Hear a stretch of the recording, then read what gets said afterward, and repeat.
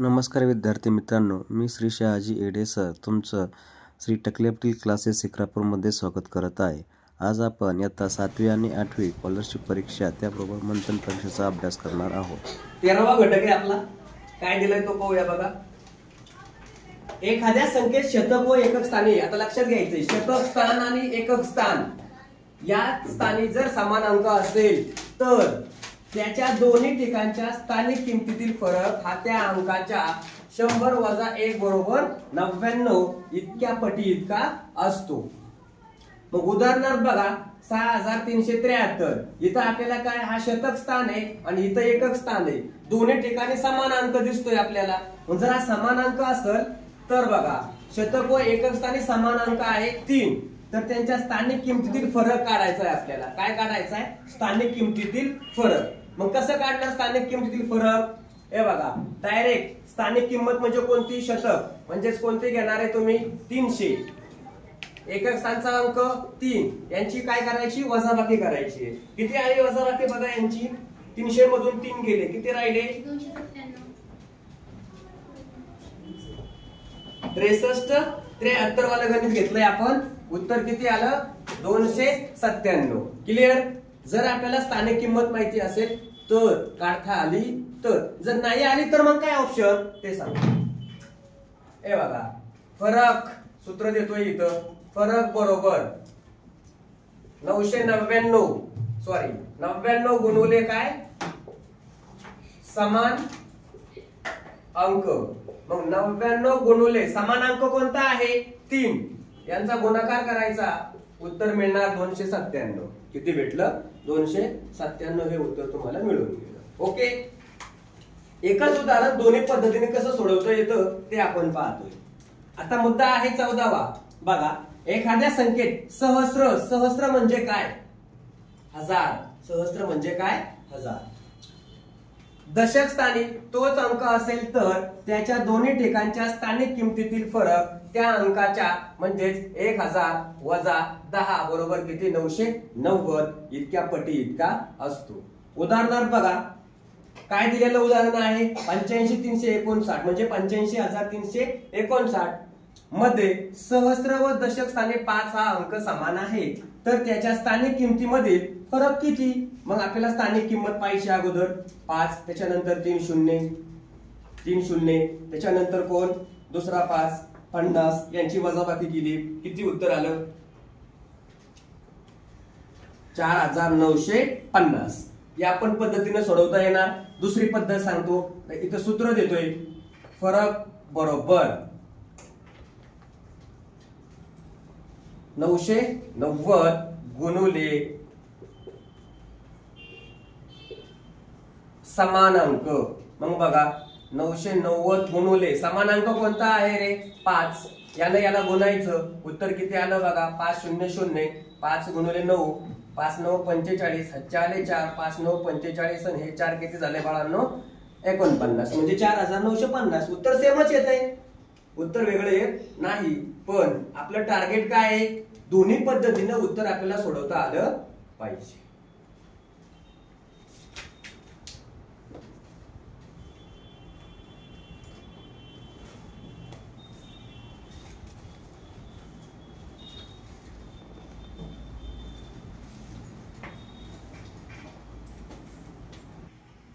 पंधरावा पॉइंट आहे बघा। कोणता पॉइंट आहे? 15वा पॉइंट आहे। काय तो समजून सांगतो, लक्षात घ्या। 0 ते 9 यामध्ये सर्वात मोठा अंक कोणता असतो मित्रांनो? 9 असतो। 5 अंकी मोठ्यात मोठी जर संख्या विचारली तर 99999। 6 अंकी विचारली, 7 अंकी विचारली, 8 अंकी विचारली मोठ्यात मोठी, तर 9 काय करायचे? तेवढ्या वेळा लिहायचे। कळलं? तर आता 16वा पॉइंट, 0 ते 9 यामध्ये सर्वात लहान अंक कोण आहे? 0 आहे। मग 5 अंकी लहान संख्या तयार करायला सांगितली तर किती होणार आहे? हे बघा इथं दिलेली आहे 10000। 5 अंकी संख्या, लहान संख्या। याच्यानंतर बघा स्टार करून दिलंय, 0 नंतरची 1 ही लहान संख्या लिहून त्यामागे 0 लिहितात। म्हणजे संख्या दिल्या नसतील तर मग त्यांनी असं म्हटलं 4 अंकी लहान संख्या कोणती? तर एक आधी घ्यायचा, मागे 0 लावायची। मोठ्यात मोठी संख्या तयार करणे, दिलेल्या अंकापैकी सर्वात मोठा अंक प्रथम लिहायचा आहे. मोठ्यात मोठी संख्या तयार करायला सांगितली तर काय करायची, दिलेल्या अंकापैकी सगळ्यात मोठा अंक अगोदर लिहून घ्यायचा. त्याच्यानंतर उरलेले अंक त्याच्या उतरत्या क्रमाने लिहायचे. कसे लिहायचे, उतरत्या क्रमाने. उतरता क्रम म्हणजे काय, मोठ्याकडून लहानाकडं, आणि चढता क्रम म्हणजे काय, लहानाकडून मोठ्याकडं. बघा आता लहानात लहान संख्या लिहिणे, दिलेल्या अंकापैकी शून्य वगळून, म्हणजे काय करायचंय, शून्य सोडून द्यायचंय, पकडायचा नाही संख्येमध्ये. सर्वात लहान अंक डावीकडे लिहावा व उरलेले अंक त्याच्या उजवीकडे चढत्या क्रमानं काय करायचे आहेत, लिहायचे आहेत. आता याचा अर्थ काय बघा, याचा अर्थ मी तुम्हाला सांगतो. काय म्हणता येईल आपल्याला, उदाहरणार्थ एक संख्या लिहू आपण, 9 1 0, याच्यानंतर 5 आणि 8. मग यांची काय करायची, आपल्याला लहानात लहान संख्या तयार करायची. मग लहानात लहान संख्या तयार करायची म्हणजे कोणती संख्या तयार व्हायला पाहिजे बरोबर. बघा याची लहानात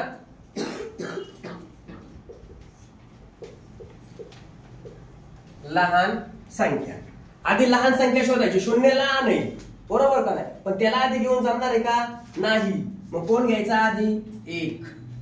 त्याच्यानंतर कोण घ्यायचं, 0. त्याच्यानंतर कोण घ्यायचं, 5. त्याच्यानंतर कोण, 8. आणि त्याच्यानंतर कोण, 9. ही तुमची काय झाली, लहानात लहान किती अंकी संख्या झाली, आता ही 5 अंकी संख्या तयार झाली. लहानात लहान, इथं आपण म्हणू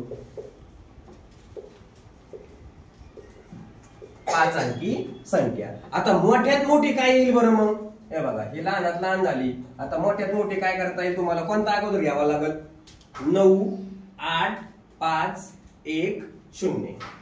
हे झाली तुमची मोठ्यात मोठी किती अंकी संख्या, 5 अंकी संख्या.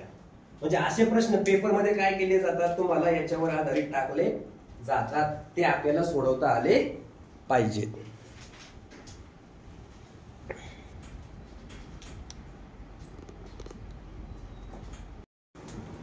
बघा घटक 1 उपघटक 1 नैसर्गिक संख्या, त्याच्यावर आधारित प्रश्न आपण पाहतोय. पहिला प्रश्न काय दिलेला आहे, 52.354 व 25.142 या दोन संख्यांमधील 4च्या स्थानिक किमतीतील फरक किती. 4च्या स्थानिक किमतीतील फरक आपल्याला काय करायचा आहे, शोधायचा आहे. अगोदर यांच्या स्थानिक किमती लिहून घेऊ आपण. बघा स्थानिक किंमत कोणाची, या 4ची, म्हणजे 52.304 याची स्थानिक किंमत किती येणार आहे, 4. आणि त्याच्या पुढे 1 2 घर आहे, किती घर आहे, 2, म्हणजे दशांश चिन्ह किती येणार, असं. ही त्याची काय झाली मित्रांनो, स्थानिक किंमत झाली. काय झाली, स्थानिक किंमत, म्हणजे 0.0004. याच्यानंतर दुसरी संख्या बघा, 25.142 याची स्थानिक किंमत जी आहे, ती स्थानिक किंमत किती झाली, हे बघा इथं 4 आहे, याच्या पुढे किती शून्य, 1, म्हणजे 0.04 ही त्याची काय झाली मित्रांनो, स्थानिक किंमत झालेली आहे. प्रश्न काय म्हटलंय, फरक. आता यांच्यातला आपल्याला काय करायचं आहे, फरक काढायचा आहे. मग आधी इकडे लक्ष द्या, दशांश चिन्हानंतर 2 शून्य, इथं दशांश चिन्हानंतर एकच शून्य आहे, म्हणजे एकच घर दिलेलं आहे शून्याचं.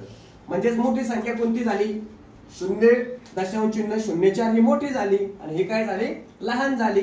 मग फरक म्हणल्यानंतर मोठ्या संख्येतून लहान संख्या काय करायची असते, वजा करायची असते. मग आता वजाबाकी करण्यासाठी आपल्याला काय, 0.04 वजा दशांश चिन्ह खाली दशांश चिन्ह, डावीकडच्या संख्या डावीकडं, उजवीकडच्या संख्या उजवीकडं. फरक काढायचा म्हणजे काय काढायची आपल्याला मित्रांनो, वजाबाकी काढायची आहे. दशांश चिन्ह खाली दशांश चिन्ह मांडलं, इथं 4 नाही, इथं 0, शून्यातून 4 जात नाही, हातचा घेतला, इथं झाले 3, इकडे झाले 10, 10तून 4 गेले किती झाले, 6, 3 मधून 0 गेले 3, शून्यातून 0 गेला 0, दशांश चिन्ह खाली दशांश चिन्ह, म्हणजे त्याचं उत्तर किती आलं मित्रांनो, 0 दशांश चिन्ह 0.36 हे याचं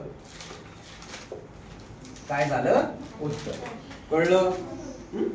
आता याच्यानंतर दुसरा प्रश्न आहे, एका संख्येतील शतक, दशक, एकक या स्थानी अनुक्रमे XYZ हे अंक आहेत.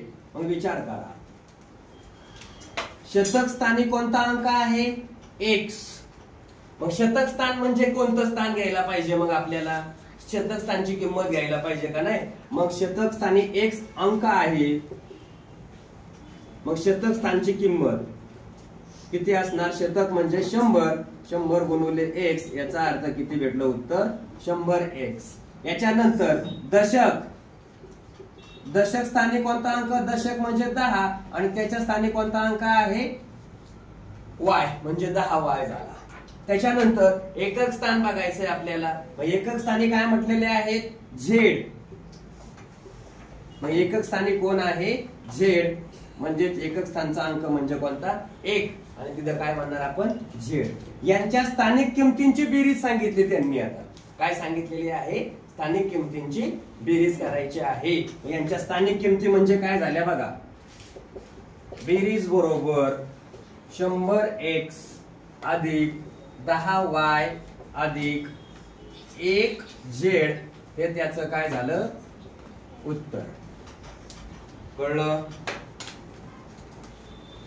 याच्यानंतर तिसरा प्रश्न आहे बघा. तिसरा प्रश्नाचं उत्तर दिसतंय का त्याच्यात? बघा, तिसरा प्रश्न आहे, ज्याला सुटत आहे त्याने काय करायचं? सोडवायचं.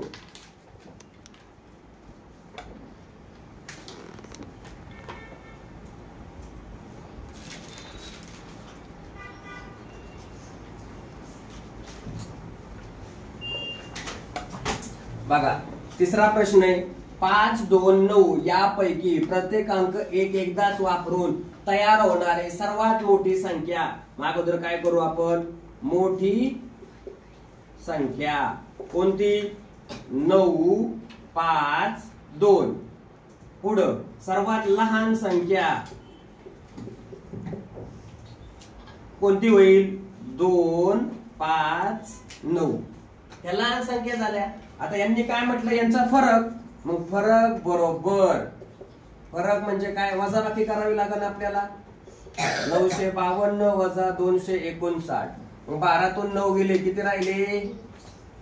बोला, 12 तून 9 गेले 3. आता इथं 4, 14, 14 तून किती गेले? 5, म्हणजे किती राहिले?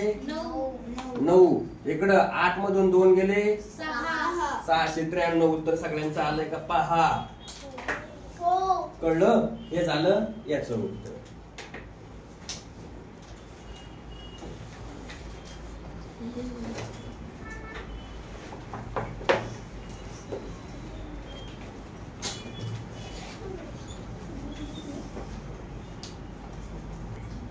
बघा, चौथा प्रश्न आहे, 1 ते 100 या संख्यामधील जोडमूळ संख्यांच्या किती जोड्या आहेत? किती जोड्या आहेत?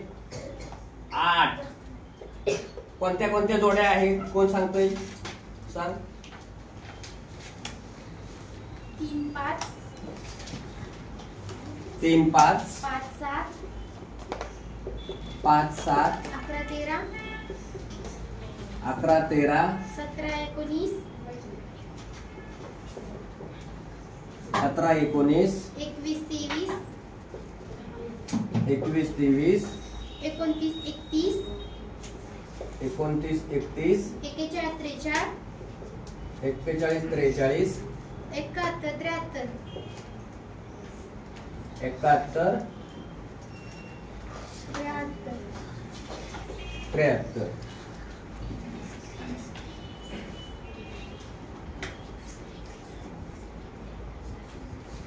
59, 61.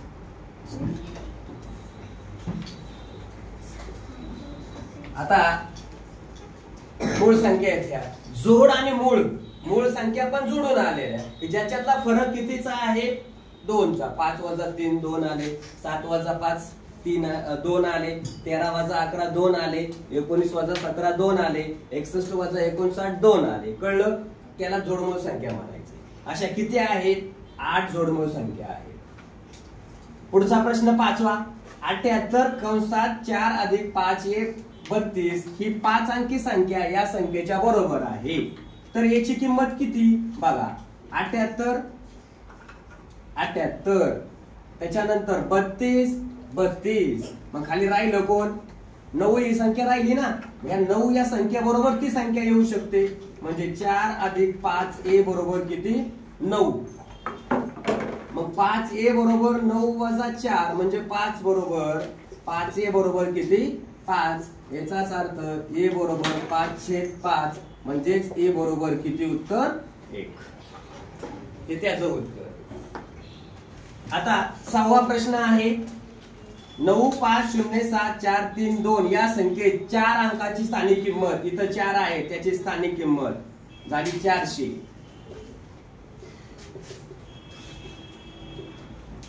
स्थानिक किंमत किती भेटली आपल्याला 400.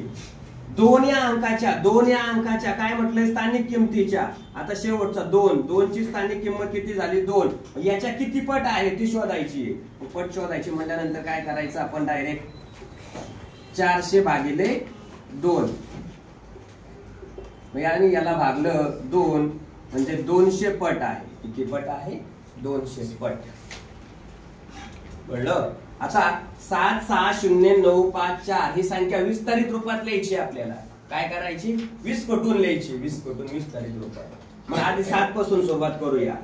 7 बरोबर. 7 नंतर किती मागे जायचे किती घरेत बघा 1 2 3 4 5 म्हणजे याला किती न गुणायचं. एकाच्या मागे 5 शून्य असणाऱ्या संख्येनं म्हणजे 2 3 4 5 प्लस 6.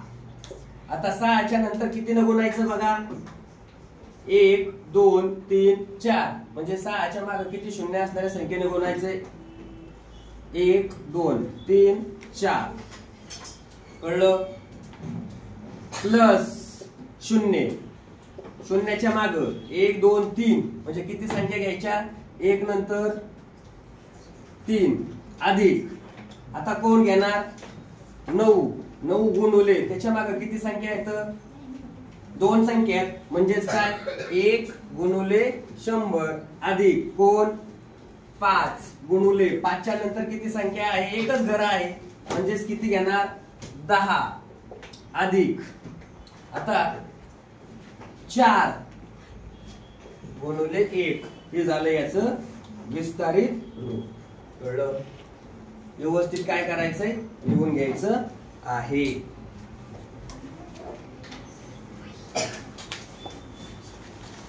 आठवा प्रश्न आहे 3x अधिक y ही 2 अंकी संख्या आहे 66. जर एकच स्थानी y असेल तर x बरोबर किती ही आपल्याला काय करायची किंमत काढायची आहे. मग कशी किंमत काढली गेली पाहिजे बघा आधी समजून घेऊया. 3x अधिक y ही एक संख्या आहे तिच्या बरोबर कोणती संख्या सांगितली 66 म्हणजेच काय होणार y बरोबर 6 आणि 3x बरोबर किती होणार 66 ची फोड करता येईल ना आपल्याला 60 अधिक 6 म्हणजे ही संख्या एका बरोबर आणि y ही संख्या एका बरोबर म्हणजे यांचं म्हणणं आहे एकक स्थानी कोण आहे y. तर y ची किंमत नाही विचारली त्यांनी आपल्याला कोणाची विचारली x ची किंमत विचारलेली आहे. याचा अर्थ काय हे बघा मग 3x बरोबर किती 60 आणि y बरोबर किती 6. आपल्याला किंमत काढायची किती 3x बरोबर 60 म्हणजेच x बरोबर 60 भागिले 3 याचा अर्थ 20 हे उत्तर. 9वा प्रश्न आहे 5 स्टार 4 स्टार या संख्येत खोल्यांच्या जागी समान अंक आहे म्हणजे ही एकक दशक शतक म्हणजेच काय झालं रे शतक आणि दुसरं कोणतं एकक. याच ठिकाणी कोणती संख्या आहे समान आहे तर त्यांच्या स्थानिक किमतीतील फरक. मग आपण तुम्हाला एक सूत्र दिलं होतं बघा आठवतंय का माहित नाही मला. फरक बरोबर काय दिलं होतं बोला. फरक बरोबर काय दिलं होतं समान अंक गुणुले. आता कोणती संख्या घ्यावी लागेल आपल्याला समान अंक गुणुले किती घ्यावी लागेल किती घ्यावं लागेल 99. मग आता ह्याच्यात ती संख्या ठेवून देऊया. फरक बघा किती आलाय 297. इकडं कोण आहे समान अंक गुणुले किती 99. बरोबर किती बघा समान अंक बरोबर 297 भागिले 99. 99 ने 297 ला काय करायचं बाबांनो भागायचं. 99 त्रिक किती होतात 297 होऊन जातात म्हणजे इथं उत्तर येणार. मग यांचं म्हणणं काय होतं फुल्यांच्या जागी याचा अर्थ समान अंक किती असणार 3 असणार. हे झालं त्याचं उत्तर. दावा घालायचा आहे बघा ज्यावेळेला तुमच्या घरी जा काय प्रश्न आहे 4 अंकी मोठ्यात मोठी संख्या. मग 4 अंकी मोठ्यात मोठी संख्या सांगितली. मोठ्यात मोठी किती अंकी 4 अंकी म्हणजेच किती होणार 999. ही मोठ्यात मोठी झाली. पुढं 3 अंकी बघा 3 अंकी लहान संख्या कोणती झाली 100. यांची वजाबाकी करायची आहे. किती आली 9 9 आणि 9 मधून 1 गेला 8. चला उत्तर ते त्याचं काय आहे उत्तर. कळलं.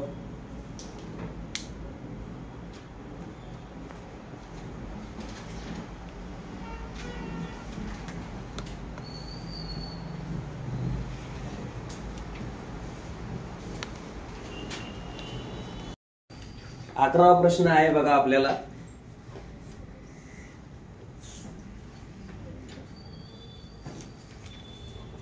काय प्रश्न दिलाय तो बघायचा आहे.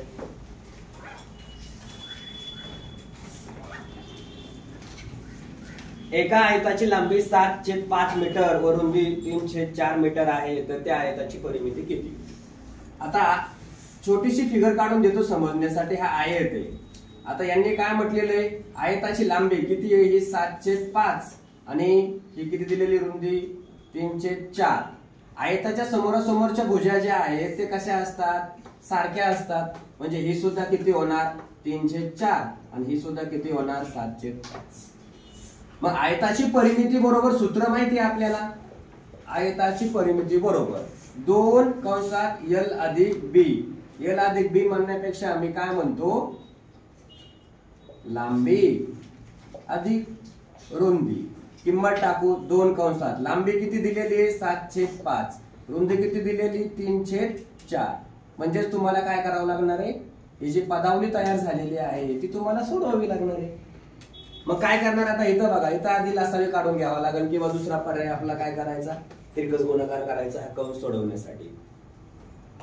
बघा 2 कंसात 4 ने 7 ला गुणा 7 गुणुले 4 अधिक 3 गुणुले 5 छेद 5 गुणुले किती 4 बरोबर 2 कंसात 7 गुणुले 4 7 चौक 28 अधिक 3 5 किती झाले 15 छेद 5 चौक 20. आता ह्या 2 न 20 ला भाग जातो म्हणजे उत्तर काय येईल बघा. आणि ह्या दोघांची बेरीज 28 अधिक 15 किती झाले 8 आणि 5 13. झाला 1 2 आणि 1 3 आणि 1 4 43 आणि या 2 न 20 ला भागलं उत्तर किती आलं 43/10. उत्तर किती आलं तुमचं 43/10. हे उत्तर आपल्याला या ठिकाणी पाहायला मिळतं. याचाच अर्थ काय 43/10 म्हणजे खाली छेदस्थानी किती शून्य 10 आहे 1 शून्य म्हणजे तो वर द्यायचा म्हणजेच किती येणार उत्तर 4.3 मीटर. हे झालं याचं उत्तर. आता 12वा प्रश्न आहे 2/3 गुणुले वजा 4/3 अधिक 1/2. मग 2/3 कंसात यांना याला गुणा 4 गुणुले 2 अधिक 3 गुणुले 1 छेद 3 दुने किती 6 बरोबर. बघा 2/3 कंसात 4 दुने 8 वजा 8 अधिक 3 छेद किती 3 दुने 6. आता वजा 8 आता ह्या 2 न ह्याला भाग जात आहेत 6 3 राहिले किती बघा 1/3 कंसात वजा 8 अधिक 5 3 किती आले रे वजा 5 वजा 5/3 याचाच अर्थ वजा 5/9. याचं उत्तर जे आहे ते उत्तर किती भेटलं वजा 5/9. 9.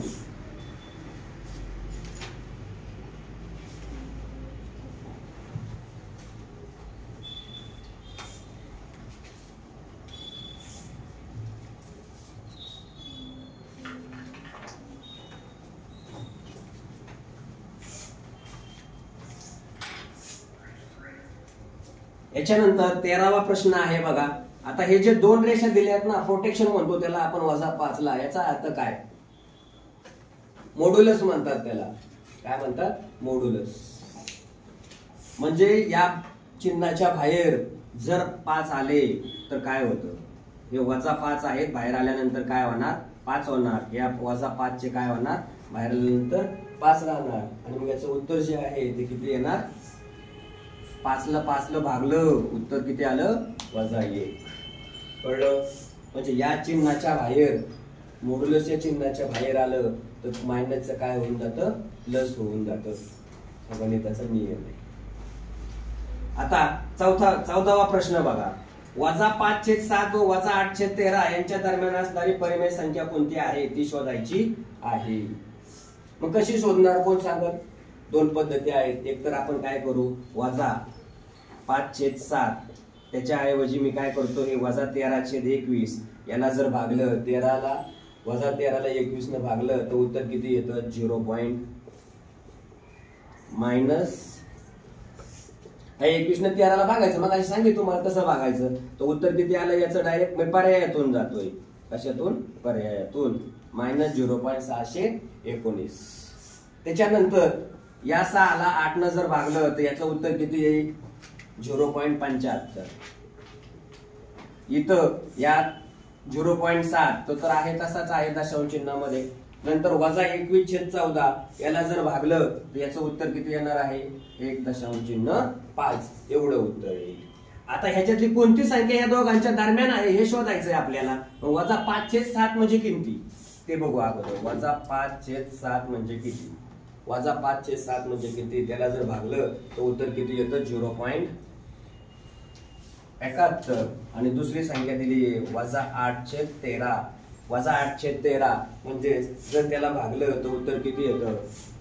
0.6153. मग आता शोधायची आपल्याला. बघा या दोघांच्या दरम्यान असणारी संख्या शोधायची. 0.71. 0.71 ही संख्या काय झाली? मोठी झाली. आणि 0.61 ही संख्या छोटी झाली. या दोघांच्या मध्ये कोणती संख्या दिसते तुम्हाला? हे बघा 0.75 झाले याचं. म्हणजे हे तर नसलच. 0.7 आहे. हे 0. किती आहे?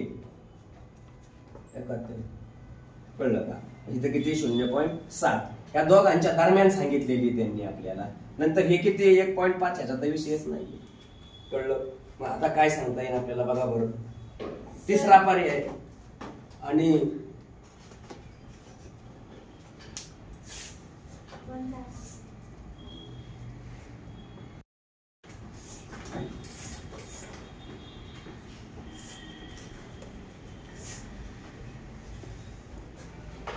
बघा आपला जो पर्याय चालला होता, प्रश्न क्रमांक 14 चालला होता. -5/7 -8/13 यांच्या दरम्यान असणारी परिमेय संख्या कोणती ती आपण शोधायचं काम करत आहोत. भागाकार केलाय आपण. संख्या मिळवलेली आहे 0.1619. 0.75. इथं 0.7 दिलेली आहे. इथं 1.5. ही 0.71 आहे. मग आपल्याला काय सांगितलं? या दोघांच्या दरम्यान असणारी संख्या सांगितलेली आहे. बोला कोणती असायला पाहिजे? 1 नंबरची. 0.619 या दोघांच्या मध्यभागी असायला पाहिजे. कळलं? म्हणजे पर्याय क्रमांक कोणता आला तुमचा? पहिला. कळलं?